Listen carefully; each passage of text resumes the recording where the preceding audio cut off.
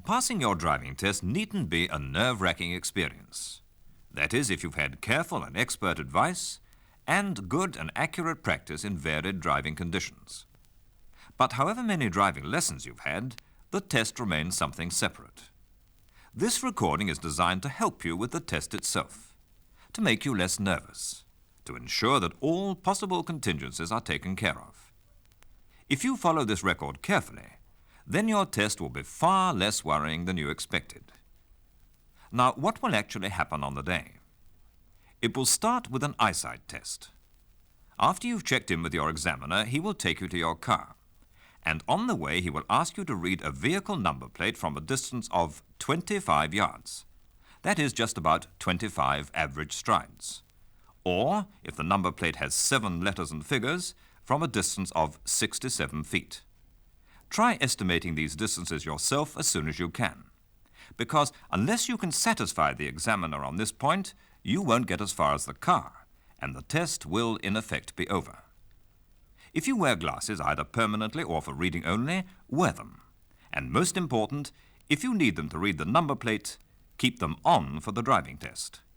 If it's raining, then make sure your glasses are free from rain spots and condensation. In the car. Once you're in the car, see that you're comfortable. Check that the doors are properly closed. If the door on the passenger side is imperfectly shut, mention it to the examiner. Better that than leaning across. When you're settled, check your mirror for alignment. This is most important and cannot be emphasized enough. The examiner will then tell you that during your test, when you actually start, you will be required to drive straight ahead unless he says otherwise. After his possible comment about direction, you will be told to start the engine. Check first that the gear lever is in neutral and that the handbrake is on. Then start the engine. Avoid unnecessary revving. Simply make sure the engine is ticking over quietly. As you're now about to move off, try to make a conscious effort to relax. I know this sounds difficult, but with practice it becomes much easier and puts you in a better frame of mind for the actual driving to come. Just before moving off, look over your right shoulder. Looking in the mirror isn't enough. If you can move without endangering other road users, and remember this includes anything coming towards you as well, make the correct signal and move away. I'll cover the signal a little further on. Just to recap then on this first stage. Wear glasses if you need them. Make sure you're comfortable in the car and as relaxed as possible. Check your mirror for alignment. Check the gear lever for neutral and that the handbrake is on. Take great care before moving off. Gear changes. Gear changing is really a matter of lots of practice. I hope that by the time you come to take your test, you'll have done this. If you jerk the vehicle or clash the gears, you cannot control the accelerator and clutch. And if you cannot control those two pedals, you cannot drive safely, and you will certainly fail your test within the first few minutes. However, I'm assuming that if you've had professional lessons, you'll feel quite confident to drive smoothly in any road conditions. If you've learnt privately, I hope you'll have spent plenty of time in traffic. You must, repeat, must be able to control the vehicle smoothly, even if you cannot hear your own engine. And this very often happens in heavy traffic. Practice and more practice is the answer. Steering. Another very important point is that of steering. It must be excellent on bends and accurate on the straight. Hold the wheel at the 10-to-2 position, or somewhere in that region where it's comfortable for you. Keep a firm hold, but don't grip tightly. Again, a relaxed, confident hold will benefit you, because a tight, tense grip means sharp, jerky adjustments instead of steady, controlled steering. Don't lean an elbow on the window, and never cross your arms on the wheel. If you're driving at test standard, you shouldn't need to. Braking. Your braking will have to be calculated and smooth. You will be required to stop at the position indicated by the examiner. For example, if he tells you to stop at the second lamppost on the left, don't stop past it. Before braking, check your mirror, signal your intention, and pull up gently until the front of your car is level with the lamppost. Don't apply the handbrake until the wheels have stopped, and keep your foot on the brake pedal until you've applied the handbrake. Remember again, braking should be gentle and smooth, except perhaps for what is called the emergency stop. More to come about this part of your test on the next band. The emergency stop. The emergency stop sounds more frightening than it really is. What will happen is this. During your test, and you won't have much warning, but don't let that worry you, you will be told to stop the vehicle as if an emergency had arisen. The usual method of asking you to do this is for the examiner to strike the dashboard with his notes or maybe a book quite suddenly. Sometimes he'll shout stop as well. Immediately this signal is given, you must act. Act, but don't panic. Brake firmly and keep the car under full control. Don't swerve. The road behind will be clear, because the examiner will always check this before giving the signal. And moreover, he'll choose a time when complications are unlikely to happen. All he wants to see you do is to stop the car as quickly, efficiently, and safely as you can. When you've stopped, apply the handbrake and put the gear lever into neutral. You will only have to do it once, unless a real emergency arises. So don't spend too much time worrying about when the emergency stop will come. Concentrate only on knowing that you're quite capable of acting safely at the given time. And you will be, if you've practiced sufficiently to feel in control of the car. Starting. During the test, you will be asked to move from 3 sorts of stationary position. 1 on the level, 2 at an angle, 3 on a gradient, though not necessarily in that order. Moving off on the level we've already mentioned, though not in detail. The examiner wants to make sure that you can pull away with maximum safety. Check your mirror, look over your right shoulder before you make your signal, check the mirror again. Now the turning right signal. And if it's clear behind and you won't inconvenience traffic, move out.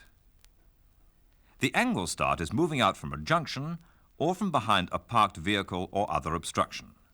Again, before moving off, make sure it's safe to do so. Use your mirror and look carefully before pulling away. Remember too that at the angle start, you're driving against turned wheels. This requires good clutch control, otherwise you might stall your engine. And finally in this section, the hill start. Most important here is that you don't roll back at all. So practice this well. You'll only get one chance. It is vital also that you've learned good clutch control, because when you feel the engine take as you adjust the clutch, then good coordination with the handbrake will enable you to move off smoothly. If your normal moving off is correct, then all you need on the hill start is more accelerator. More, but not too much. Otherwise you will over-rev the engine and possibly stall. Now if this happens and you haven't rolled back, don't worry. Make sure the handbrake is on, put the gear lever into neutral, restart the engine and try again. Most examiners are sympathetic about stalling, so long as you show that you can recover easily and well and don't endanger other road users. Reversing into a junction. You will soon be directed to a quieter road for your test on reversing into a junction. The examiner will choose a safe spot and tell you to drive approximately 2 car lengths past a junction on your left. He will ask you to stop the vehicle and reverse into the junction. In some areas, you may be given a limited opening to reverse into. And if you're taking the test in a van, you'll be asked to reverse into a junction on the right, unless the van has side windows. Whatever the situation, take your time. Nothing is gained whatever from too hurried a movement. Now for the left-hand reverse. Stop about 18 inches to 2 feet from the pavement. It's unwise to stop too close, as you might find yourself edging into the pavement and possibly having to start again. So when you've stopped, make sure you are correctly placed, even if this means moving forward a yard or two, because it will save time later on. When you're ready and have engaged reverse gear, turn round, looking over your left shoulder so that you can see easily out of the rear window, and reverse slowly into the junction, keeping the same distance, that is, 18 inches to 2 feet from the curb. When you've straightened out, keep going back for at least 4 lengths of your vehicle. That is, of course, unless you're told to stop or there's an obstruction that makes you stop. The reason for going well back is that the examiner might ask you, once you've finished the manoeuvre, to turn left. And if you're well back, there's little danger of the rear wheel going over the pavement. Or, more simply, make sure your wheels are parallel to the pavement. If the reverse is onto a downward slope, use the brakes to keep the car at walking pace. One more thing about the reverse. If you have wing mirrors, don't rely on them, because they don't give a wide enough view. Any errors you make in the steering, and if you keep it slow they'll be minimal, can easily be corrected during the course of the maneuver. The 3-point turn. You will also be asked to turn the vehicle round in the road using the forward and reverse gears. This is popularly referred to as the 3-point turn. The purpose of this part of the test is to demonstrate to the examiner that you have the ability to control the vehicle safely, and that you have the coordination of hand and feet controls in succession. You will certainly be expected to complete the turn in 3 movements, unless you're in a very large vehicle. And indeed, the maneuver must be carried out smoothly and under full control, so take your time. Be sure to apply the handbrake after every stage, and don't forget to reverse the steering just before you stop each time. Just one other point. You might well be asked to perform the 3-point turn on a gradient, and this of course will involve you in a hill start as well. But with lots of practice, this part of the test should provide you with few problems. Before moving off from any position, look around you and ensure that it is safe to do so. Road procedure. Throughout the whole of your test, the examiner will be marking you on road procedure. He will look at you to see if you're using your mirror correctly. Now, I cannot overemphasize how important correct mirror procedure is. The mirror must be used well before you change direction or make a signal, and you must take action on what you see. Remember, well before and not when. If you use the mirror when you change direction or make a signal and you haven't used it before, then quite simply you are too late with it, and the examiner will have noticed. So when he speaks to you, tells you to change direction or pull up by that lamppost or whatever command he might give, look immediately into your mirror. Use it well before you pull out to overtake anything, whether it's moving or not. If you're a motorcyclist, then you must look round well before you change direction or signal. Good mirror work shows an alert, careful and courteous driver. And these days, we need to be all of these things. Hand signals. You will be checked on highway code hand signals, so I hope you've taken great trouble to learn the highway code thoroughly before your test. When you have to make a signal, give the correct one and make it clear and unmistakable. That is, when you have the opportunity and it is safe for you to make it. The turning right signal must be arm straight out and palm towards the front. Keep it out for about 4 seconds. Then put on the mechanical indicator. There's no objection to you putting on the indicator before the hand signal, but I personally feel that if you make the hand signal first, then you'll have both hands back on the wheel in plenty of time for the positioning of the car for the turn you're about to make. The turning left signal must be wide circles from the elbow towards the front. Try to avoid the ineffective limp wrist twitch. We see too much of it these days. It only irritates other motorists and tells you virtually nothing about the intention of the driver. The slowing down signal is also from the elbow and must be long up and down movements, again about 4 times. Use it whenever you have to slow down on your test. It's a very important signal. This is the only signal to use for pedestrian crossings. You will fail the test if you use any other. Incidentally, I shall be talking about pedestrian crossings on side 2 of this record. One signal which you must not make, and we still see far too much of it, is the "I am ready to be overtaken" signal. It is dangerous to other road users and, significantly, is no longer in the highway code. Summing up. So far on this side of the record, we've talked about what you do before moving off. Remember to make sure you're comfortable in the car and as relaxed as possible. About gear changing, steering and braking. Remember, lots of practice needed for these. The emergency stop. For this you must brake firmly and smoothly. The moving off procedures. Most important here to check your mirror first and make sure you can move away safely and with consideration for other road users. Reversing into a junction and the 3-point turn. On these, take your time. And don't forget to apply your handbrake after every stage of the 3-pointer. Road procedure and hand signals. Frequent and sensible use of your mirror is the key here.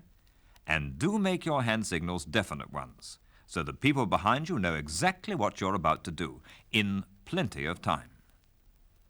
On the other side, I shall be talking about what you'll encounter during the actual driving, and something about the highway code. So it will be helpful for you to have a copy handy. Traffic lights and halt and slow signs are sometimes called traffic controllers, for obvious reasons. However difficult the traffic conditions may be, and however irritated you may become through the endless hold-ups, during the test you must behave patiently and correctly, as indeed you must when you've passed your test. Traffic lights. At traffic lights you must stop when the lights are showing red and when the amber light is showing on its own. It is highly dangerous and foolish for the purpose of the test to cross the amber light, even though you might think it's safe to do so. The only exception to this is if the amber light appears after you've crossed the stop line, or if you are so close to it that to pull up might cause an accident. In all cases, use your mirror well, and try and anticipate what might be happening at the lights. If you're approaching the lights and they're green, slow down. Remember, they may change before you reach the stop line. If the lights have been green for some time as you approach them, you can change down to a lower gear. This will show the examiner that you're thinking ahead. If the lights are red and you have correctly stopped, apply the handbrake and rest in neutral. If you are first in the queue, move gently into first gear when the red and amber appear. Do not move until the green shows, and then only if you can go on without adding to possible traffic congestion ahead. If you see that the road is blocked by cross traffic, then wait. And if there are cars behind you hooting away, just ignore them. In fact, only cross on the green when you safely can, and if you're certain that you can clear the junction before the lights change again. Road signs. Now the traffic controller's signs. At the halt sign, halt at the line. Every vehicle should stop at the line, regardless of how long the queue behind may be. If you put so much as the front tires over before you stop, you are not only breaking the law, but you will most certainly fail the test. So keep alert, and when you see a halt sign coming up, be prepared. That means checking your mirror and possibly changing down to a lower gear for braking smoothly and safely with plenty of time. Apart from halt signs, there are also slow signs. These are usually at the approach to main roads. When you see them coming up, make the appropriate signal. In almost all cases, the slowing down one about which I spoke to you on the other side of the record. Bring the speed down to about 10 miles an hour and give way to traffic on the main road you're approaching. If you have to stop, then at this speed you can allow yourself a controlled halt without any worries. Though remember to look into your mirror, for then you will also be driving with consideration to other road users, especially to those behind you. Now to the point which causes more test failures than any other, especially for those who've learned privately. crossroads and junctions. These crop up all through the test, both on major and on minor roads. The major crossroads should present no problem, because they're usually controlled by traffic lights, halt signs, policemen, or some other method, and we've talked about these. But, and it's a big but, the minor crossroads are different. Often they're badly marked, and therefore great care is needed. Bring the speed of your car down to about 5 miles an hour. Look right, left, and right again before you move slowly across. If there are white lines which appear to give you right of way, then still carry out this procedure, because you'll often see vehicles tearing across these roads without reducing speed at all. Whatever happens, do not follow their example. The white lines do not automatically give you the right of way. When you come up to a minor crossroads and find a broken white line in front of you, bring the car to a halt, remember halt, and carry out the same procedure as before. That is, look right, left, and right again. The big thing to bear in mind is that whichever way you approach these roads, you do not automatically have the right of way. The examiner will be watching for this very keenly. Junctions. When you're turning into a junction, it doesn't matter whether right or left, position yourself correctly. All turns are in 3 parts, which you must be familiar with. 1, your position on the road before the turn, 2, the turn itself, and 3, your position on the road after the turn. For left turns, the approach must be slow and close into the curb. Try hard not to swing out to the right just before the corner. Keep the speed very low and ensure you're in the correct gear well before the turn. That generally means that you'll have had to change down well in advance. Make the turn and accelerate only when the car is in a straight line after completing the turn. If you accelerate too early after the turn, there's a danger that your offside front wheel will cross the center of the road, or that your left front wheel will be too near the curb. In either case, this could fail your test. So carry out the turn slowly and methodically. For the right turn into a junction, position your car just to the left of the center of the road. And when you do the turn, steer into the left of the road you are entering. This will ensure that you don't cut the corner. After the turn, be sure to straighten out before you accelerate to drive on. If there are people crossing the road when you turn into the junction, they have the right of way, which is another reason for keeping the speed low. So the procedure can be summarized in this way. Mirror, signal, position, brakes and gears, mirror, turn. I'll just repeat that. Mirror, signal, position, brakes and gears, mirror, turn. Talking about gears, you do not have to work your way right through the lot. That is, if conditions demand that you should have both hands on the wheel. Follow the turning sequence, and when you are about to turn, select second gear straight from fourth. If you're in a 3-geared vehicle, then you may have to double declutch your way into first gear. Your driving instructor will have to cover this point with you during your lessons, if he hasn't already done so. You cannot learn how to do this properly unless you're in the vehicle. But again, it's only a matter of practice.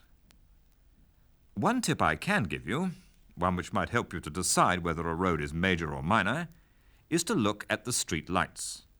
Major roads usually have very tall posts. Minor roads have the shorter ones, though this isn't invariably the case. So next time you're out, have a look at the street lamps in your area. If my tip applies, then it is a great help. T-junctions.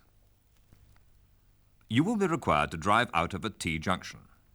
Use this rule. If you cannot see clearly to the right when you're about 1 car length from the junction of the 2 roads, you must stop. Look right, left, right again before you move off. This applies equally to right or left turns out of T-junctions. Keep the steering accurate and don't drive too close to the curb.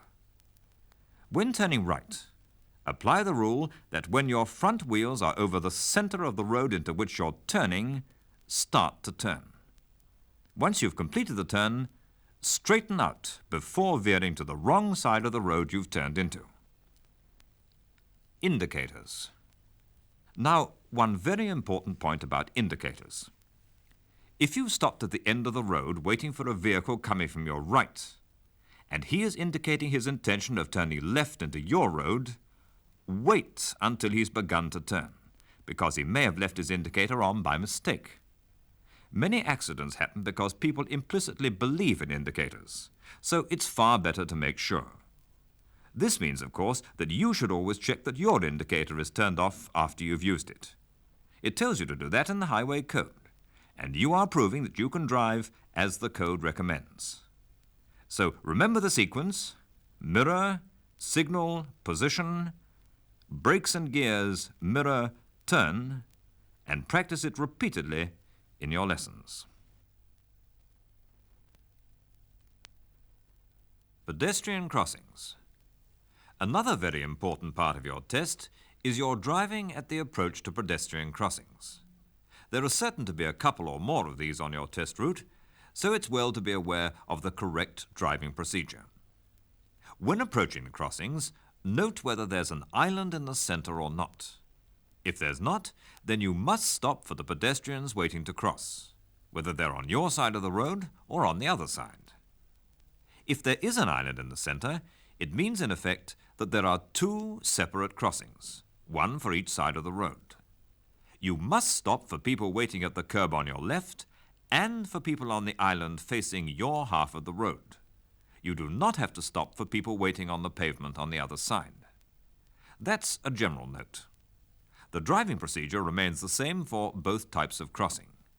Change down and approach at a reduced speed. It may be that you'll not be able to see clearly whether the crossing is about to be used or not. Obstructions, parked cars, roadworks and so on can block your view. Nevertheless, assume that somebody is there. As you get nearer, you'll obviously be able to see more.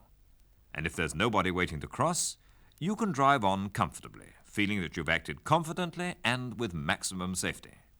If somebody is there, you'll be able to stop, having checked your mirror, given the correct signal, and all in plenty of time.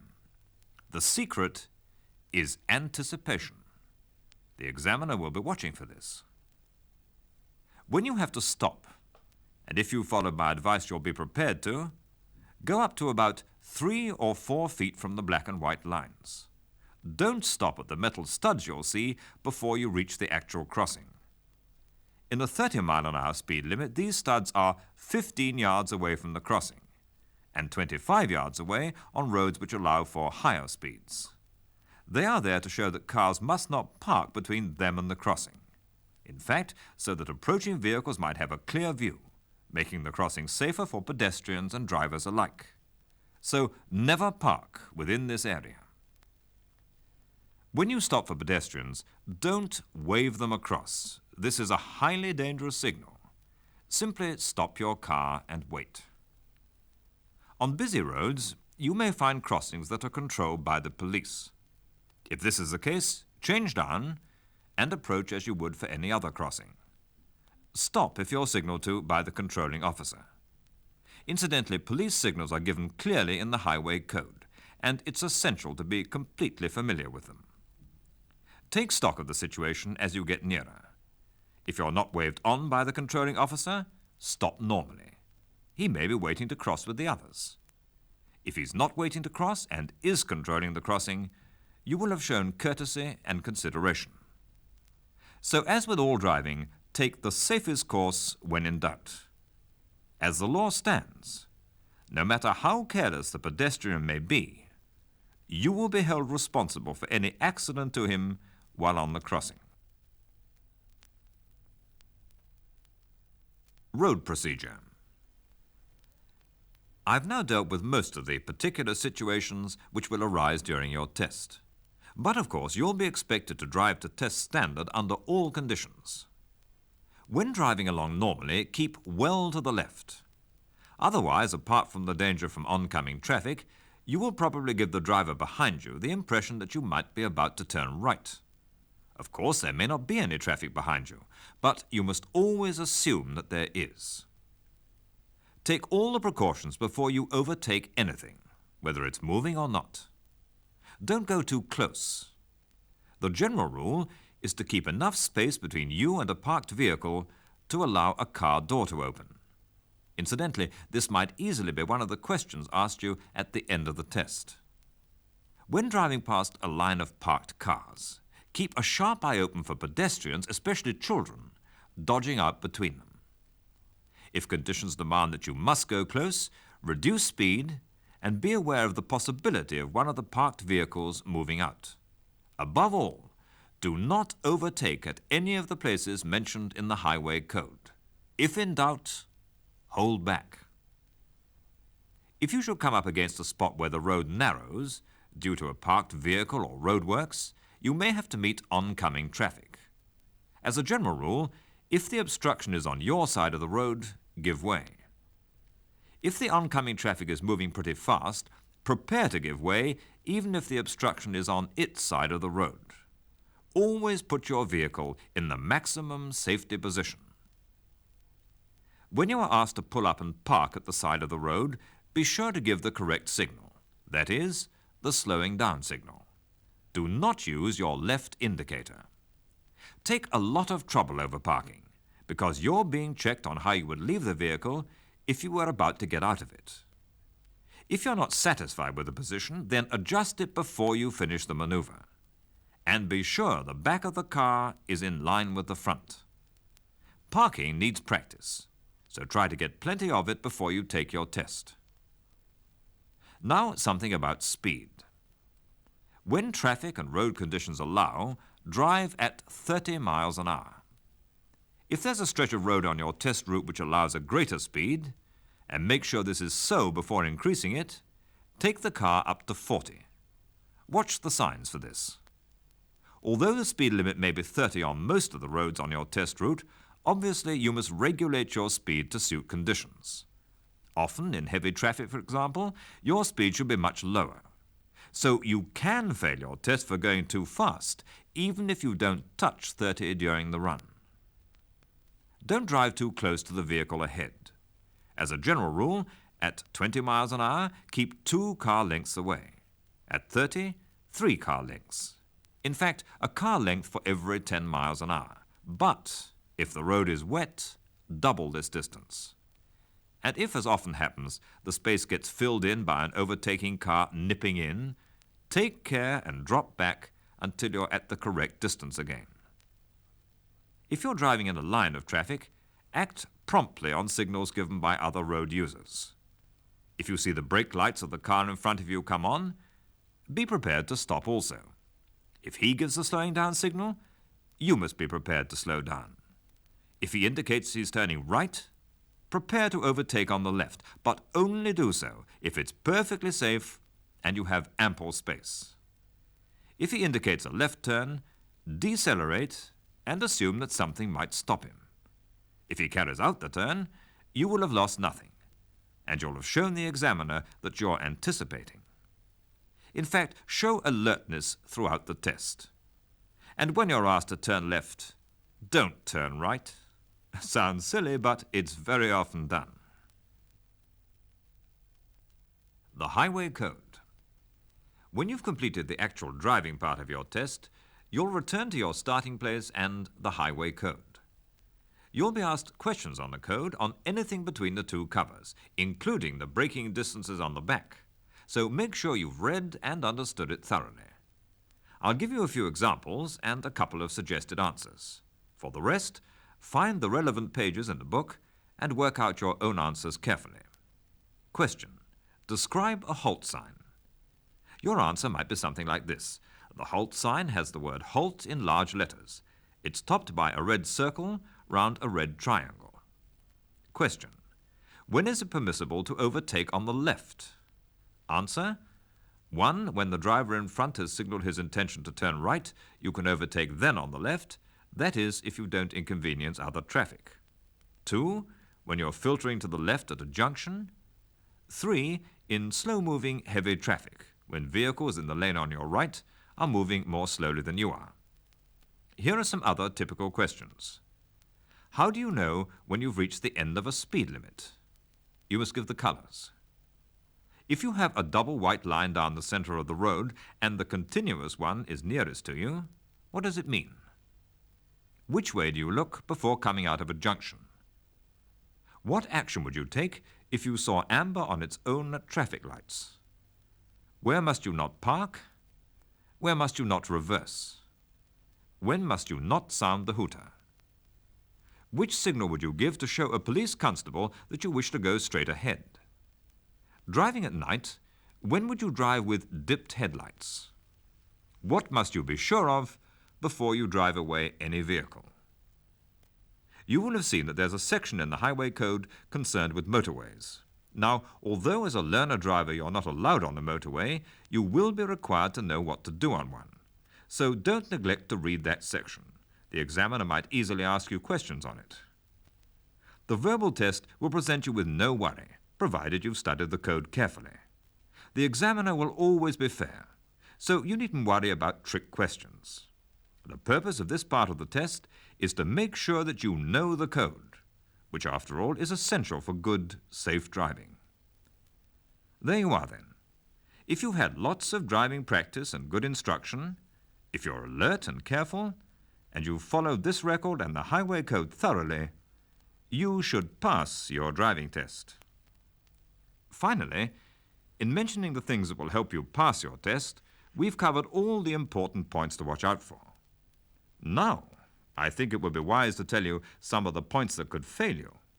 You will immediately fail if you can't read a number plate at the specified distance, and also if you don't observe and act properly at traffic controllers like lights, halt signs, and pedestrian crossings. You could also fail if you commit any of the following mistakes, though the examiner may give you a second chance and then ask you questions about them to make sure you know what you should have done. Poor use of brakes, clutch and steering, rolling back on a hill start, lack of control in the emergency stop, driving too slowly, and of course, driving too fast. Failure to use your mirror correctly, failure to look round before moving off, signaling too late, poor approach to crossroads and junctions, poor positioning for turning, overtaking dangerously, driving too close to the car in front, and of course, you must have a thorough knowledge of the Highway Code. These are some of the points to watch out for. But there is one more. Relax. Don't worry. And if you've had lots of practice and have studied the Highway Code, you should pass your test. Anyway, good luck and safe driving.